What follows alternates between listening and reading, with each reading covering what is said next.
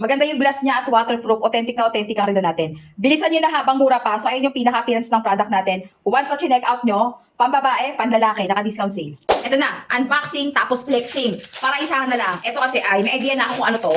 Relo to galing kay Orus. At itong relo na to mga plebs ko ay couple watch. So, ito siya. Once na chinek out nyo siya, na ipangre-regalo nyo, nakabubble wrap na maayos, kita-kita nyo naman. Ayan yan. Tapos ito yung pinaka-packaging niya, couple to. Naka-discount sale to, ang ganda ipang-regalo guys. Okay, kung may gusto kayong pagbigyan, malayo. So, ayan siya. Dalawa siya, may couple watch to. So, from Orus, ayan yung box niya. Tingnan nyo guys, nakabubble wrap sa labas, nakabubble wrap pa sa loob. May libreng adjuster, may kasama pang palibreng battery na yan, ayan. May papanyo pa, ayun ang packaging niya. At ayan siya, ayan yung box. Ayan yung mga inclusion niya. With warranty of course, tapos nakabubble wrap ng maayos. So, ayan yung pinaka-appearance niya. Kunin ko rin yung isa. So, ito naman yung pambabae natin.